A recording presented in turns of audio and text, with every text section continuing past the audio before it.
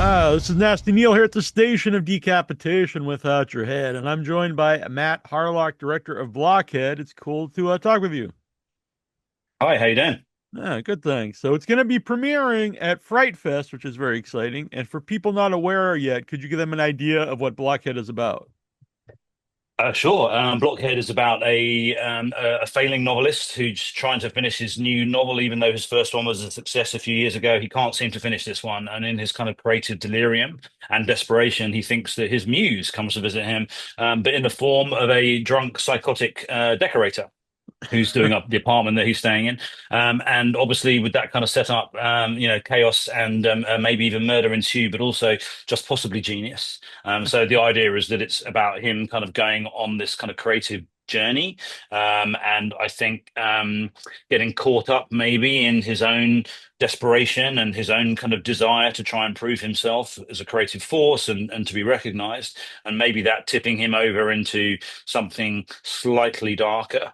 Yeah, I mean, tonally, it's got some interesting references, but the one that I came to realize quite late on in the process was Amadeus, and so Salieri and the Salieri complex, the idea of thinking oneself mediocre in comparison to some great talent that you happen to be situated next to.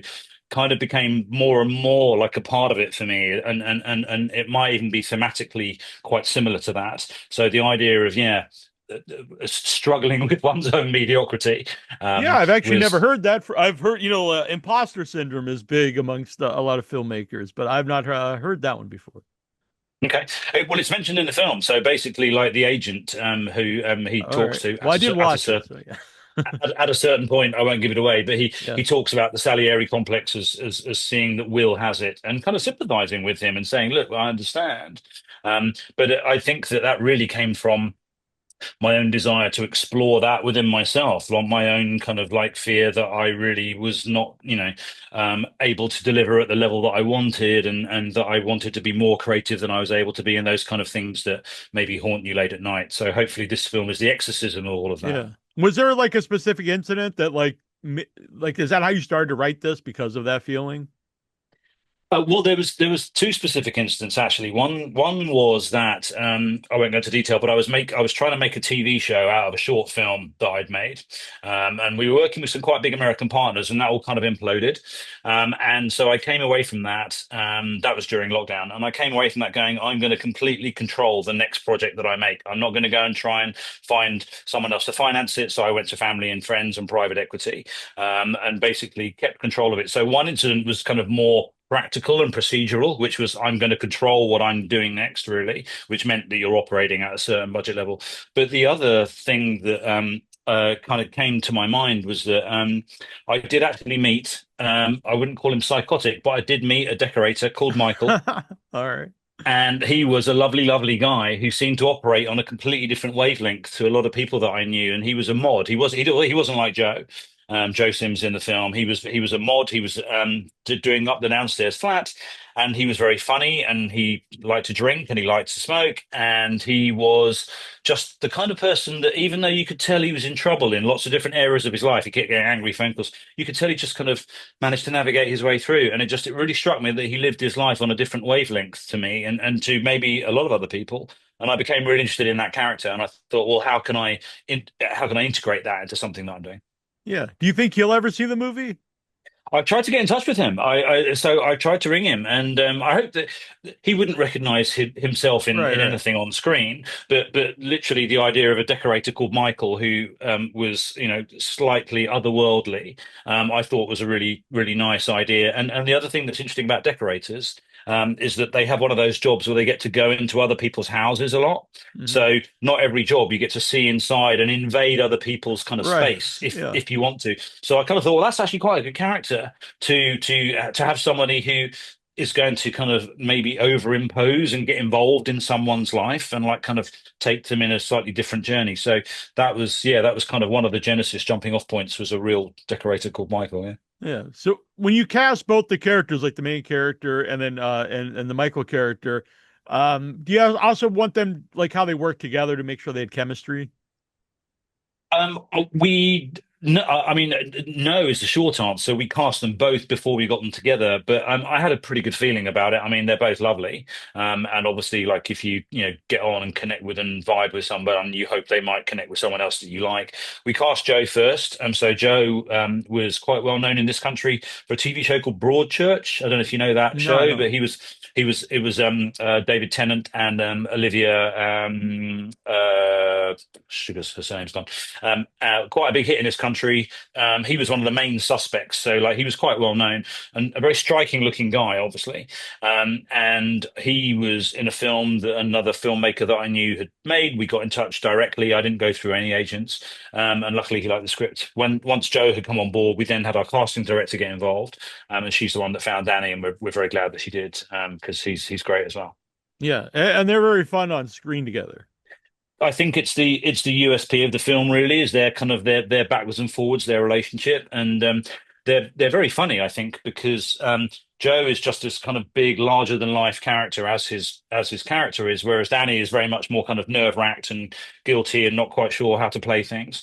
And they did that very well. And one of the people that I work with very closely, my editor Chris Blaine, who directed as a director himself, Nina Forever, pointed out that Danny is very good when he's on the back foot. So a bit like William H. Macy in Fargo, like when he's in trouble and Joe's kind of like pointing out how screwed he's going to be.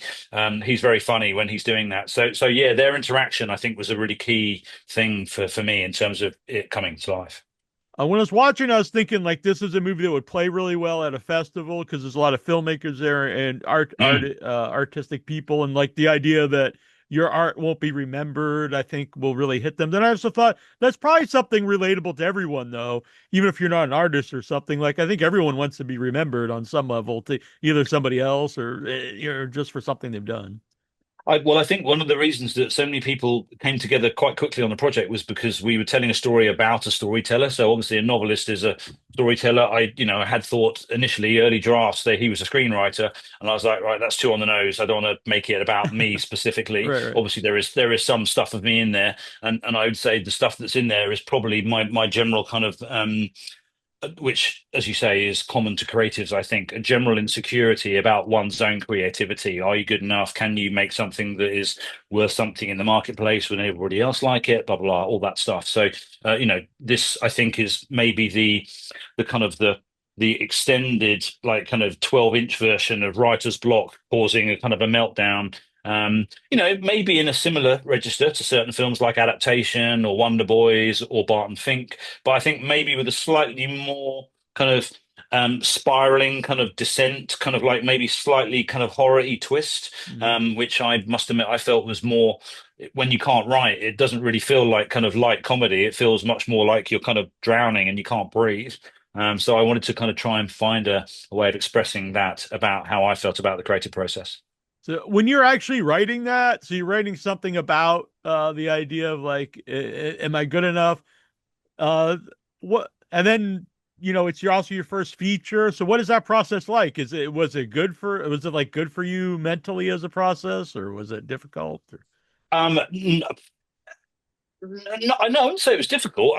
What I would say is that that's the necessary step for me to be able to hook into the subject matter. Like it has to be something that I feel deeply connected to in my bones. Like if someone said, "I'll just write a kidnap thriller," I Mhm. couldn't do that. Like it But has to not be only is it something. connected to you though, it's like it's very specific to what you're writing. Yeah, no, that's true. And so, I mean, I don't want to like go on about Charlie Kaufman too much, but he is one of my heroes. And so, if you look at not only adaptation, but also Synecdoche, New York, which is one of my favorite films, and his first film being John Malkovich, they're all about storytellers. And so, I think that one of the things that he did was he gave voice to the idea that it doesn't have to be just self-reflexive to look at what you do with an interesting critical or comedic eye. Like obviously you could accuse people who only made films about filmmakers of being, like slightly inward looking, and maybe that's not something for everyone. But I think you touched on the point. Hopefully what I was trying to do was find something that creative people could connect to, because the idea of trying to tell a story, whatever the medium is, whether it's painting or poetry or or film or music, whatever, it's hard to do that. It's hard to learn that craft. It's hard to do it well. And so the idea of expressing anxiety about that was hopefully something that I felt we could all come together and collectively Yeah. sort of sob about. And I think it really drew people to the project. That was the last thing I was going to Yeah. say. I think one of the reasons people wanted to work on it. Yeah, and you don't have to be a boxer or a boxing fan to like Rocky or to understand the movie. So, Fright Fest. Have you been to Fright Fest before? I have actually, yeah. I was fortunate to have a short film that I made play there in 2018, but not at the main festival. It was at the Halloween event that they do in October. Okay, Um, yeah. and so I have been, yeah, I've been a few times. I met Justin Benson and Aaron Moorhead there when Oh, they I were haven't seen him. showing Something in the Dirt, and I've interviewed them over in the UK for a directors community that I'm a part of. So yeah, no, I've been a few times, and I know Paul McAvoy a Hmm. little bit. We've hung out a few times. So yeah, I'm really looking forward to being there. They have such a passionate, committed community there. Have you been? I'm assuming you have. Yeah, I've been once as press, and then my first feature premiered at Fright Fest, which was Oh, very cool. exciting. What was your first feature? The Once and Future Smash. It's a mockumentary.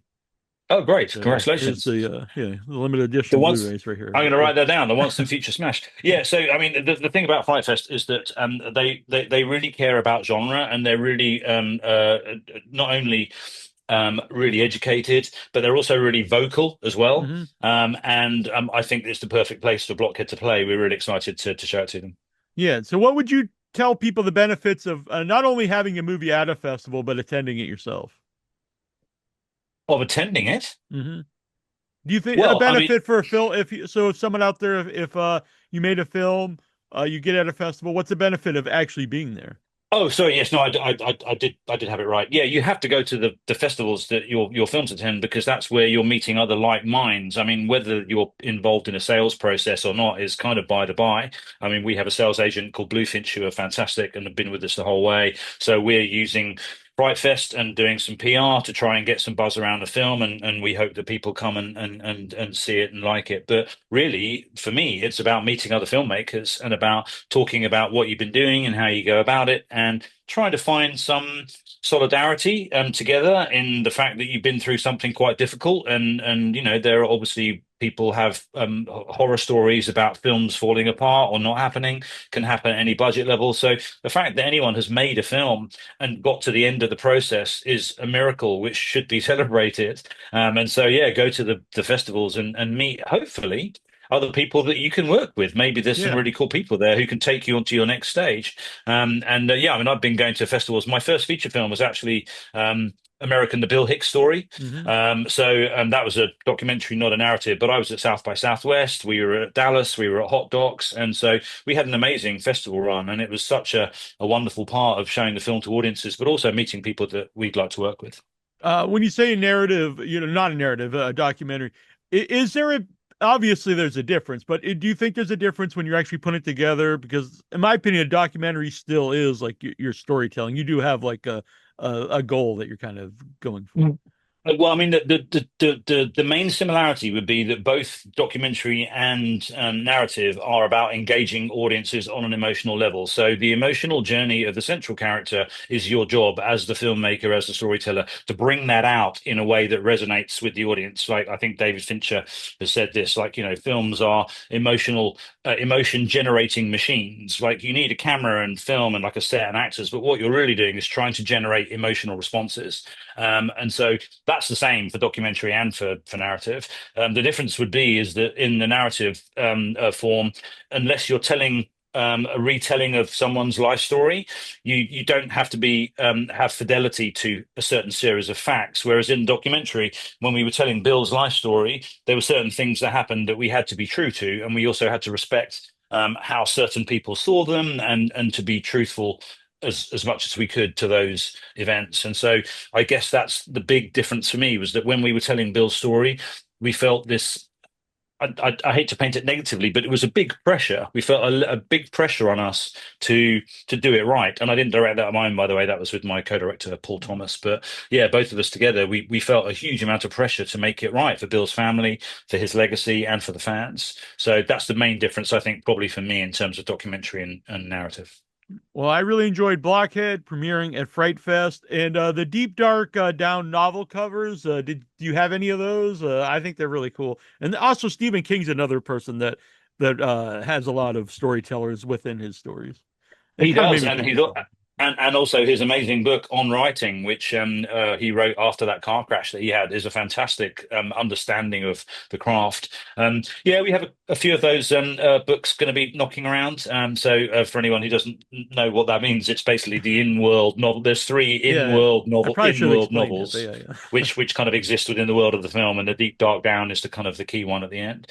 So yeah, I kind of get a kick out of creating that in-world stuff. Are you going to be with us at the festival this I year? will not, unfortunately. I'm in Massachusetts, but Ah, okay. it is it's an awesome festival, and it's actually not that far for me. It's the same as me flying to LA to fly to England. So Get on a plane, man. Come and meet yeah, your yeah. filmmakers. All right. It'd be great to see if you make it, but if not, of course, that's fine. And yeah, I'm thrilled that you had a film there. I'm going to go and check it out. Thank you. I appreciate that. And congratulations on your film on Blockhead and Thank getting you very into much. Frightfest.